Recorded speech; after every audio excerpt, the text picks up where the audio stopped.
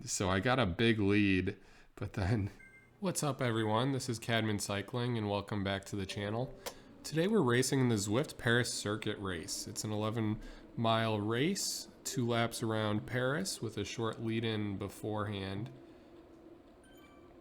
At the time of this race, my FTP was around 233 watts and I weigh about 75 kilograms. So we're currently in the category C race. Just getting started here. As you see, we have a little over 10 miles left, about 70 people in today's race. And really, in this race, I'm trying a new strategy, and it's basically don't start fast. It sounds counterintuitive, but a lot of Zwift races just start so quickly, and I find myself out of energy not even halfway through the race. So I really wanted to try something different this time around. I race maybe 3 times a week for the past couple months, so I have a few races under my belt and just wanted to try something different and see how it worked out here. So for those who aren't familiar, a lot of these Zwift races at the start, the first 30 seconds, the first minute of the race, you really have to put out 400 watts or even more just to stay with the front pack, and that can really take a lot out of you. I know I found, like I said, sometimes just a quarter of the way through the race, my legs would be hurting, my heart rate would be extremely high, and I wouldn't really be able to keep that up for the rest of the race, and I would find myself getting dropped pretty quickly. So just for reference, as we're going into this, just half a mile in here, and we can see I've already been dropped, so I guess you could say my strategy is working.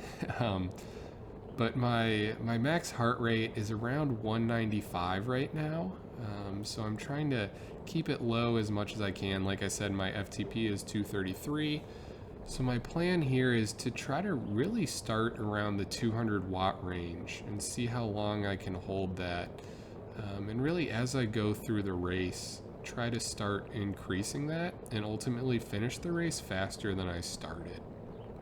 So like I said, we can see here just a mile and a half into the race now, I've been dropped already. I'm in 53rd, 52nd. I found one guy that I'm working with, but out of 70, I'm really near the back of the pack. So obviously, as it starts here, strategy isn't looking good. We need to find a way to find a pack and start moving our way up.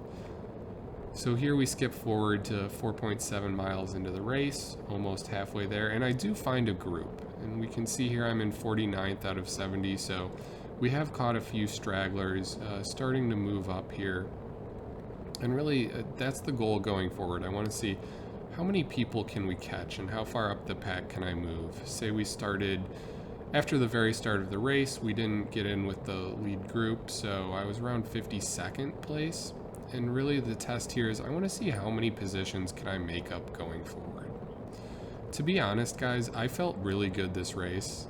It seems pretty obvious just because I started slow, so I had more energy, more legs, but it was just a much more enjoyable race all around. We'll see how it works out in the end in terms of positioning, but I really did feel good for this race. I felt like I had the legs. My heart rate here is 180, which in other races, halfway through the race, I would be pushing 190. So I found this group here. It looks like there's 6 of us, and I'm really hoping that they want to work with me. I know I'm feeling good. I'm really hope they are too. Otherwise, I'll just find myself stuck here in the back of the race. Here, we're again catching 2 guys that were in front of us. But again, still around that 200 watt mark. It looks like this guy in the red is making a little dig, so anyone who wants to go and wants to work, I'm definitely willing to stay with them. So we'll really stick with this and see how it plays out. But one thought that started creeping in my mind about halfway through is everyone finds their group in a race. So if there's 70 people in this race and it's about 10 miles long, the full group doesn't stay together, and there gets to a point about halfway through the race where it's not easy to jump between groups just because the gap grows. So we can see here, there's a group in front of us that is over a minute in front. And generally, the groups that are further forward in the race are going to work harder, right? They're made of the better riders, they're going to be pushing harder, they're going to work together, and they'll be able to continually grow that gap on the riders behind them. So as this race goes on, I'm starting to lose a little bit of that confidence that we'll be kind of taking over groups in front of us. There will be the stragglers that will kind of pick up one by one, but in terms of overall race positioning, I know here that I'm not going to end up in the top 10. We're not going to catch multiple groups in front of us, and that's just how it is, because we started too slow in the race. And that's where I kind of realized that this strategy, as much as I wanted it to work out, isn't how Zwift works. You really need to be in that front group.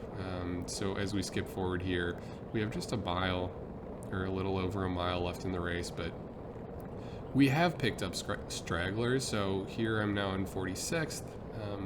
Again, we're catching a guy in front of us, but like I was saying, we're not going to catch big groups. So this strategy that I tried out, while I enjoyed it, I had a great race, I felt good, I did start pushing it harder near the end. We can see my heartbeats now at 187. It's not successful in terms of final position at the end. And that's really just how Zwift is. You need to start fast, you need to find your group and hang on as long as you can. And when you get dropped, you really just have to look at it as a learning experience. You were with the front group for however long you were able to last, and you were really training, and every time you're able to stick with them a little bit longer until eventually you find yourselves with that same group at the finish.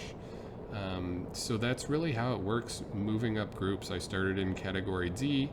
I found myself at the front of a few races, and then eventually my watts per kilogram was high enough that I moved up to category C. And I'm still kind of middle of the pack in category C, so I definitely need to continue training, building my watts per kg, and then I'll be able to find myself at the front of these races.